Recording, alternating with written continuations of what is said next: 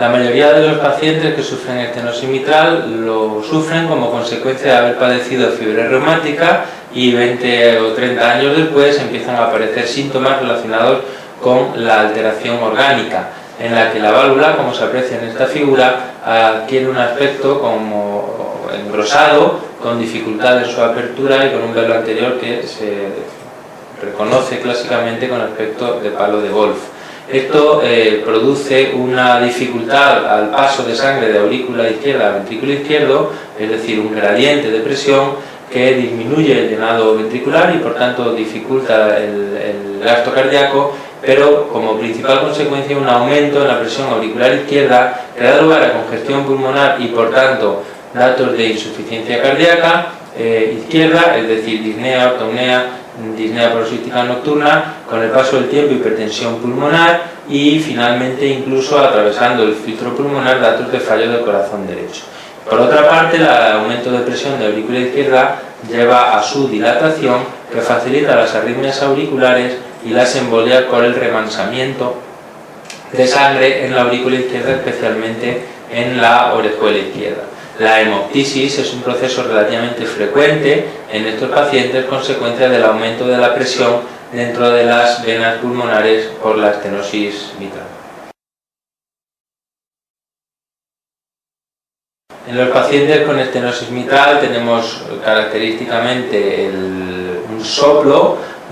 diastólico en foco mitral que ya hemos explicado previamente y en el que debemos destacar, como ya comentamos también, que existe una disminución del componente mitral del primer ruido habitualmente, salvo en unos periodos iniciales en los que el paciente generalmente ni se entera de que tiene una estenosis mitral. Por tanto, la respuesta que no debemos considerar verdadera es la opción 3, en la que dice que existe un aumento de intensidad del primer ruido cuando hay calcificación. Es al revés. En cuanto aparece la calcificación, disminuye la intensidad del ruido correspondiente. Es importante recordar también la pérdida del refuerzo presistólico del soplo cuando el paciente entra en fibrilación auricular.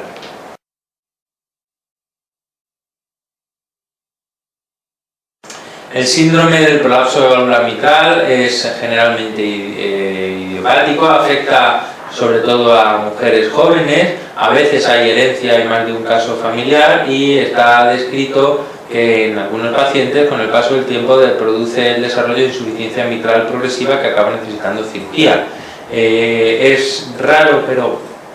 existe una cierta asociación marginal con el riesgo de muerte súbita por un mecanismo no muy conocido, pero insisto en que es una asociación marginal, es muy infrecuente, pero realmente parece que hay algo más de riesgo que en población general, y en general este síndrome es asintomático. Solo en algunos pacientes puede dar algunos síntomas inespecíficos como dolores torácicos tipo mecánico o incluso la asociación con alteraciones neuropsiquiátricas leves como fobias sociales o trastornos de ansiedad, algunos trastornos de ansiedad generalizada o crisis de pánico. El mecanismo por el que existe esta asociación no está en absoluto investigado suficientemente, porque no se sabe por qué ocurre. Es cierto que este síndrome en ocasiones produce una ocultación característica que junto a la miocardiopatía hipertrófica hay que recordar que tiene un soplo que disminuye de intensidad con las maniobras que aumentan la precarga, a diferencia del resto de los soplos. El mecanismo por el que esto ocurre en el prolapso mitral es que, como podemos ver en este esquema,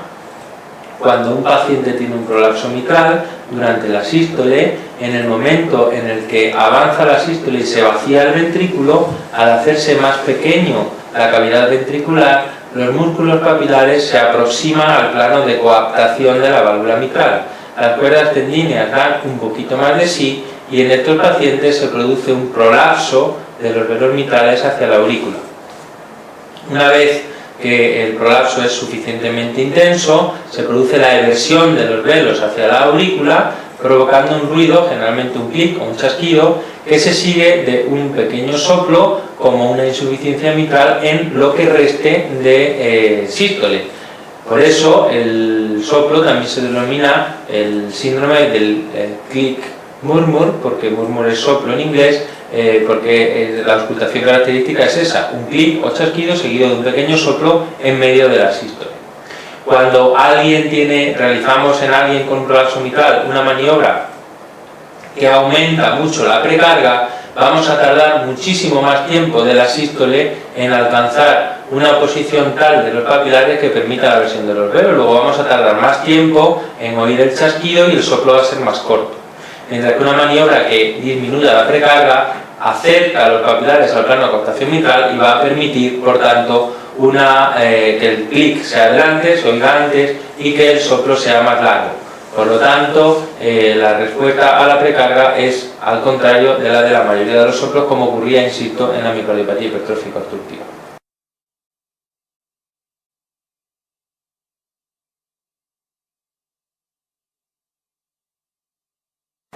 Un paciente que tiene una insuficiencia mitral tiene un soplo sistólico irradiado a la axila y en ocasiones, por hiperaflujo del volumen de sangre que regurgita hacia la aurícula, se junta allí con la sangre que llega de venas pulmonares y al entrar a los ventrículos hace que la válvula se comporte como si fuera un poco estenótica y provoca un soplo diastólico corto como de una estenosis mitral, manteniendo refuerzo presistólico en caso de que el paciente esté en ritmo sinusal. En caso de que el